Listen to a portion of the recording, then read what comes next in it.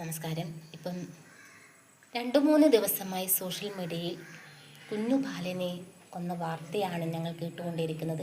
ആ വാർത്തകൾ കാണുവാനുള്ള ശക്തി ഞങ്ങൾക്കില്ല. കാരണം ഞങ്ങളുടെ മോനെപ്പോലെ തന്നെയാണ് ആ കുഞ്ഞു ബാലനും. 1.5 വയസ്സുള്ള ആ പിഞ്ചു മോനെ മൃഗീയമായി മർദ്ദിച്ച് കൊന്നത് കാണുമ്പോൾ ഞങ്ങൾ കരയുകയാണ് ചെയ്യുന്നത്. ആ കുഞ്ഞുമോൻ എന്ത് തെറ്റ് ചെയ്തിട്ടാണ് ആ കുഞ്ഞുമോനെ ഇങ്ങനെ പീഡനത്തിനിരയാക്കിയത്? എട്ടും പൊട്ടും തിരിയാത്ത ആ കുഞ്ഞു പ്രായത്തിൽ അച്ഛനമ്മമാരുടെ സ്നേഹവാത്സല്യത്തിൽ വളരേണ്ട കുഞ്ഞ് മൃഗീയമായ പീഡനത്തിലൂടെ വേദന സഹിച്ച് ഈ ലോകത്തോട് വിടപറയേണ്ടി വന്നു. പാവം ആ കുഞ്ഞുമോൻ.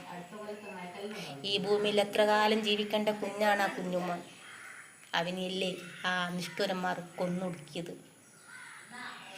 അവൻ്റെ മാതാവ് എങ്ങനെ നോക്കി നിന്നു? ആ കുഞ്ഞിനെ പീഡിപ്പിക്കുന്നത് കാണുമ്പോൾ ആ അമ്മ തടയണമായിരുന്നു. അവൾ പെറ്റ കുഞ്ഞല്ലേ ആ കുഞ്ഞുമോൻ. ആ കുഞ്ഞിനെ ഉപദ്രവിക്കുന്നത് അവൾ എങ്ങനെ നോക്കി നിന്നു? അവൾ എങ്ങനെ സഹിച്ചു? നമ്മുടെ രക്തത്തിൽ പിറന്ന കുഞ്ഞുങ്ങളെ പീഡിപ്പിക്കുന്നത് കാണുമ്പോൾ ഒരമ്മയ്ക്ക് സഹിക്കാൻ പറ്റത്തില്ല. അതാണ് അമ്മ. അവളെ അമ്മ എന്ന് വിളിക്കാൻ പറ്റത്തില്ല, അവളെ സ്ത്രീ എന്ന് വേണം വിളിക്കുവാൻ. ആ കുഞ്ഞിനെ അവൾ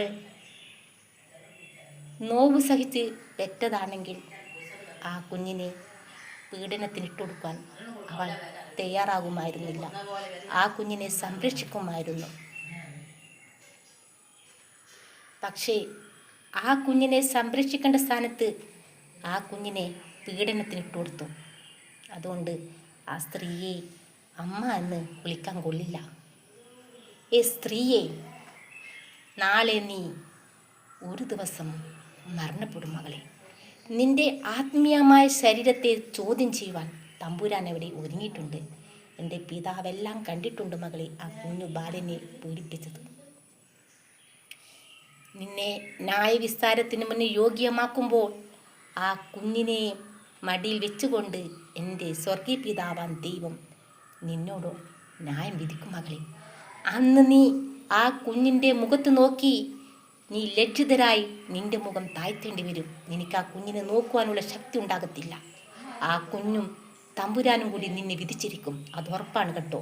നീ വെയിറ്റ് ചെയ്ത് കാത്തിരുന്നു. ഇന്ന് നീ ഭൂമി രക്ഷപ്പെട്ടേക്കാം, പക്ഷേ മരണത്തിലൂടെ രക്ഷപ്പെടാൻ നിനക്ക് സാധിക്കത്തില്ല മകളെ. ആ ക്രൂരനായ ആ രണ്ടാനച്ഛനും നിങ്ങൾ ഒരുങ്ങി നിന്നോ? എൻ്റെ സ്വർഗീയ പിതാവാൻ ദൈവത്തിൻ്റെ ന്യായ വിസ്താരത്തിന് മുന്നിൽ നിങ്ങളെ യോഗ്യമാക്കും. നിങ്ങൾ കാത്തിരുന്നു കേട്ടോ.